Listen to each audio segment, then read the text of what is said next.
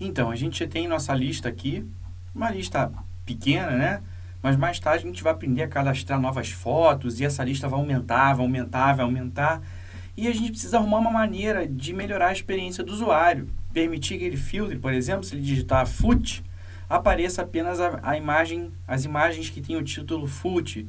Se ele digita cando, vai mostrar todo mundo que tem cando, por exemplo, o gatinho suplicando. A gente quer dar uma possibilidade do usuário filtrar os dados. Vamos fazer isso? Então, a primeira coisa que a gente vai fazer é adicionar a marcação que captura o filtro do usuário. Então, vamos voltar lá para o nosso HTML. Imediatamente após o Jumbotron, eu vou criar uma div e vou usar a class row. O que é a class row do Bootstrap? Significa que é uma linha. E no Bootstrap eu posso ter uma linha e dividir em colunas.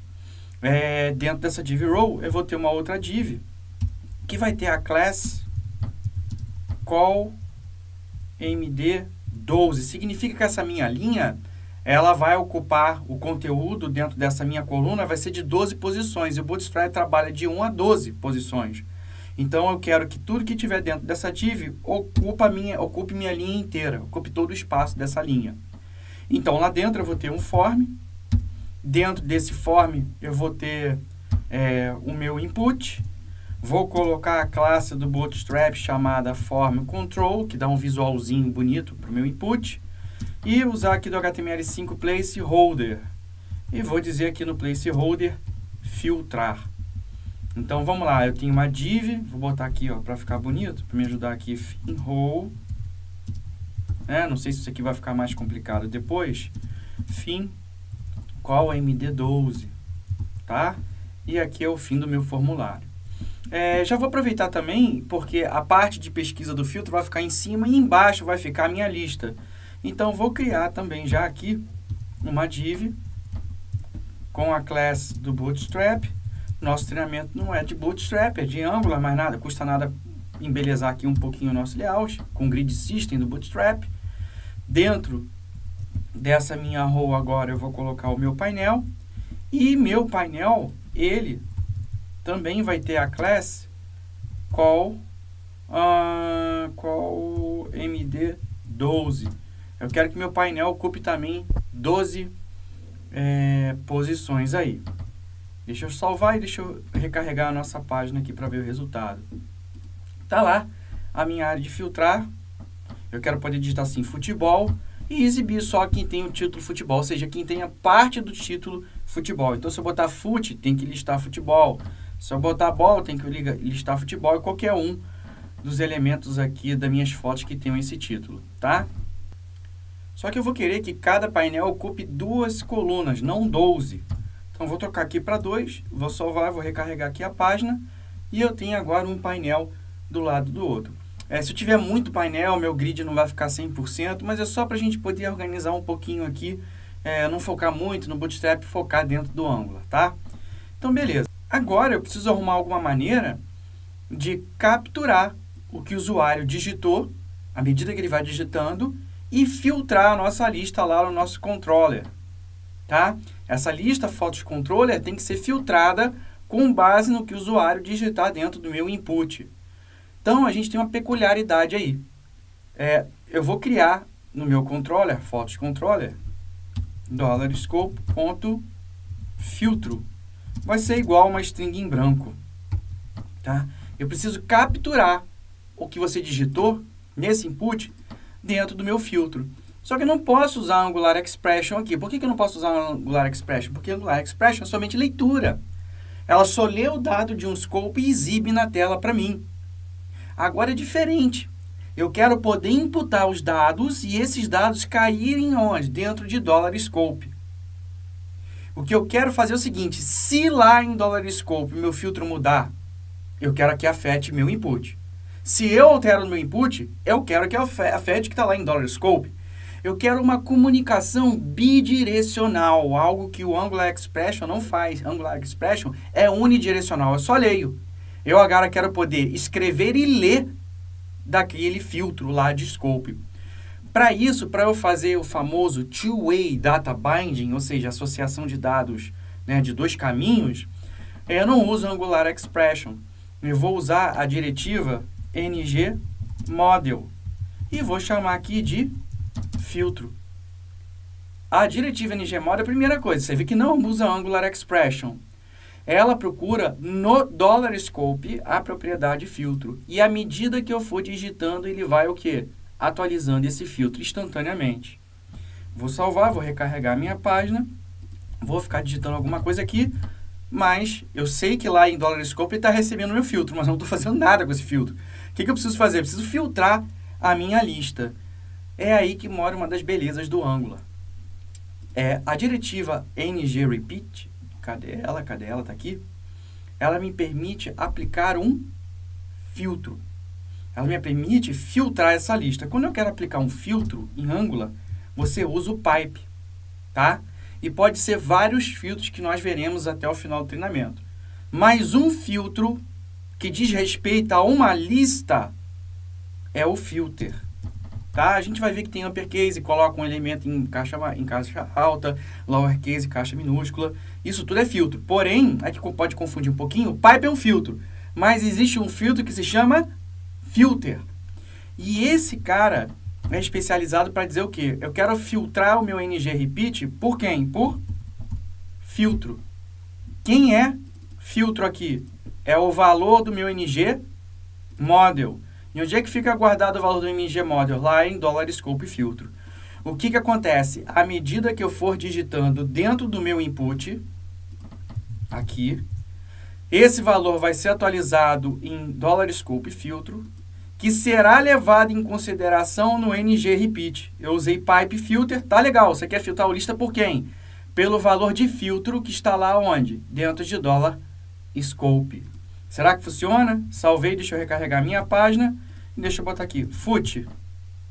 E não é que funciona. Já filtrou. Fut. Gatinho. Olha lá. Gatinho suplicando. Então, está funcionando aí esse filtro aí. Ponte. Filtrou lá por ponte. Só que se a gente dar uma olhadinha aqui, eu estou filtrando, né? Fiz isso rapidamente com Angular, quase que o custo zero. Tá muito abrupta, né? Eu boto fut, ball. E uma coisa importante aqui é o seguinte. Quando ele filtra, o filtro do Angular, ele vai filtrar por todas as propriedades do meu objeto. Quem é que eu estou usando em ngRepeat? Não é foto? Então, ele vai procurar o padrão que eu digitei dentro do título, dentro da URL, dentro da descrição. Ele não faz distinção, ok? Então, a gente conseguiu filtrar. Só que está muito abrupto. Eu quero fazer um filtro que quando o cara sumir, eu quero que os outros elementos que não atendem meu filtro sumam, mas com uma animação, gradativamente. A gente sabe que essas transições, essas animações são coisas do mundo CSS. Mas o Angular me permite aplicar um CSS de acordo com alguns estados que ele aplica, como se fosse pseudoclasse do CSS. Então, inevitavelmente, você tem que saber um pouquinho de CSS agora, porque eu vou te explicar. Mas o que é uma pseudoclasse? Pseudoclasse, por exemplo, você tem um parágrafo, eu quero aplicar um estilo na primeira linha. Então, eu posso botar first line. É uma classe que você não colocou, mas o navegador coloca para você e você pode usar a qualquer momento para aplicar um estilo. Então, qual é a sacada do Angular? No ngRepeat, quando o elemento entra na lista, quando o elemento sai, quando o elemento está ganhando foco, ele aplica algumas classes no teu DOM, específicas do Angular. É quase uma pseudoclasse, mas é o Angular que coloca. Então, eu posso pegar carona nessas classes para aplicar algum efeito. E é isso que a gente vai ver agora. Vamos fazer o nosso filtro aqui muito mais elegante. Então, vamos lá. A primeira coisa que eu vou fazer aqui é criar um CSS dentro da pasta CSS, que eu vou chamar de efeitos.css. Eu já tenho um CSSzinho pronto aqui em memória. É um CSSzinho, né, que está prefixado, que faz um fade. Quem tiver essa classe vai receber um fade. Significa que a escala do elemento aqui, eu vou usar aqui o transform do CSS3, fazer o elemento diminuir. A escala dele e do tamanho que ele está, e diminuindo. É por isso que eu uso a propriedade transform prefixada para cada navegador e digo que a escala vai ser 0.1, ou seja, eu vou fazer o elemento ter 10% do tamanho original dele aí. Então, o que eu faria se já tenho CSS, o que eu preciso fazer aqui na minha página? Importar esse CSS. Então, vai ter aqui CSS, ponto, efeitos. Então, se eu quiser fazer esse cara funcionar, agora o que eu faço? Eu chego aqui, quem é que eu quero que aplicar esse efeito? No meu painel. Então, vai ter qual o MD? Fade, que é o nome da minha classe, tá? Poderia ser o efeito que você quisesse, contanto que você saiba do que está fazendo e escreva um CSS condizente. Então, vou salvar e vou recarregar a minha página. Só que o que acontece? Nada, sumiu. Está muito pequeno. Ele já aplicou o meu efeito, né? Não consigo nem ver. Aí, então, o que acontece? Esse CSS que eu coloquei no meu elemento, eu não posso colocar ele aqui. Ele só pode ser aplicado, primeiro, nos elementos que não batem com o meu filtro. Ou seja, aqueles elementos que estão para deixar. Como é que é deixar em inglês? Leave, partir, leave. Deixar a minha lista quando eu estou filtrando. Então, não pode ficar fixo aqui. Para ficar mais bonito, eu não vou chamar de fade, eu vou chamar de painel animado. Tá? Fica mais claro, significa que isso é um efeito de um painel animado. Então, de novo, não adianta eu colocar painel animado aqui, porque quando a minha página carregar, já vai começar tudo o quê? Pequenininho, não vai nem enxergar. Então, a aplicação desse cara aqui tem que ser aplicado condicionalmente. Apenas para os elementos que deixarem a minha lista, ou seja, que não condizem com o meu filtro. É aí que o Angular entra. O Angular coloca uma classezinha lá, que a gente vai ver agora, que eu posso aplicar esse CS condicionado a essa classe.